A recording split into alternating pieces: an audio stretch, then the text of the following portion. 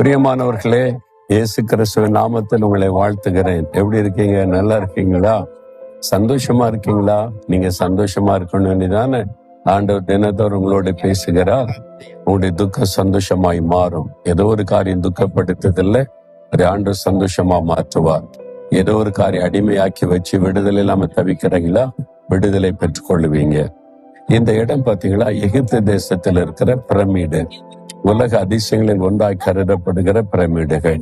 இந்த எகிப்து தேசம் முழுவதிலும் 107 பிரமிடுகள் இருப்பதா சொல்றாங்க பல இடங்கள்ல. இது கைரோவில் அர்கீசா என்கிற பகுதி. இந்த இடத்துல 9 பிரமிடுகள் இருக்கிறது. 3 பெரிய பிரமிடுகளை பாக்குறீங்க. சின்ன சின்ன குட்டி பிரமிடுகள் 6 இருக்கிறது.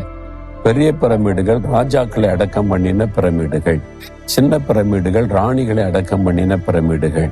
அந்த நாட்களில் சுமார் 4000 வருஷத்துக்கு முன்பாகவே ராஜாக்கள் மரித்த பிறகு அவர்களை அடக்கம் பண்ணுவதற்கு ஒரு கல்லறையாக பயன்படுத்தப்பட்ட இடம்.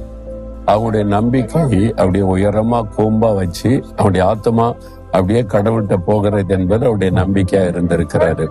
அவருடைய சரீரத்தை பாடம் பண்ணி மம்மி என்று அழைக்கப்படுதல சவப்பெட்டி, அவருடைய சரீரத்துக்குள்ள இருந்து எல்லாத்தையும் எடுத்துட்டு அவங்கள பாடம் பண்ணி அந்த மம்மி என்கிற மனுஷ உருவம் கொண்ட அந்த காஃபினுக்குள்ள வச்சு அடக்கம் பண்ணிட்டா ஆயிரக்கணக்கான வருஷங்கள் அந்த சரீரம் கெட்டு போகாமல் இருக்கிறாரு.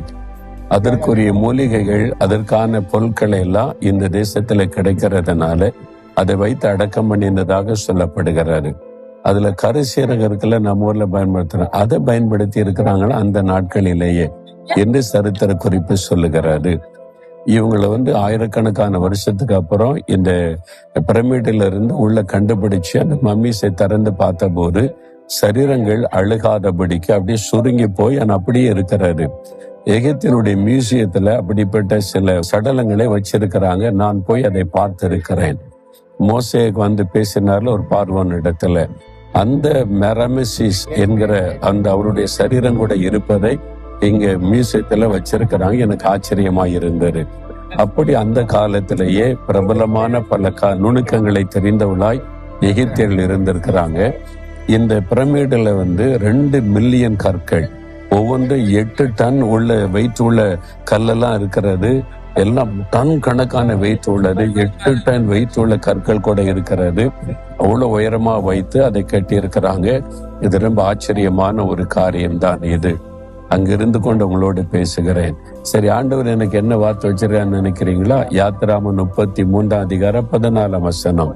என் சமூகம் உனக்கு முன்பாய் செல்லும், நான் உனக்கு இளைப்பாறுதல் தருவேன் என்று கர்த்தர் சொல்லுகிறார்.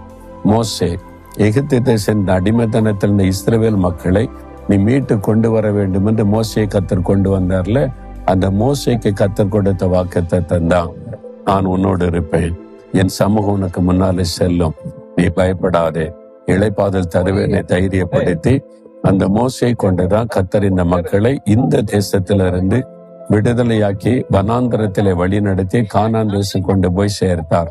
அந்த வனாந்தரம் நீண்ட ஒரு பிரயாணம். அங்கே ஒரு மரமும் இல்லை, ஒரு கிணறும் இல்லை, ஒரு ஆறும் இல்லை, வசதி இல்லை. ஆனா கர்த்தர் சுமார் 30 லட்சம் மக்களை வனாந்தரத்திலே போஷித்து தண்ணீர் கொடுத்து உடுத்து வைத்து அழகாய் நடத்தினார். அந்த ஆண்டவர் உங்களையும் நடத்துவார், உங்களை அடிமைத்தனத்தை விடுதலையாக்குவார். என் சமூகம் உனக்கு முன்னால செல்லுன்ற வாக்கு கொடுத்திருக்கிறார். பயப்படாதங்க, கர்த்தருடைய சமூகம் முன் செல்லும், இளைப்பாறுதலை தருவார். ஒரு ஜெபம் பண்ணுங்க. இயேசுவே, நீர் அன்றைக்கு வாக்கு கொடுத்தீர் மோசேக்கு, இன்றைக்கு எனக்கு வாக்கு தருகிறீர்.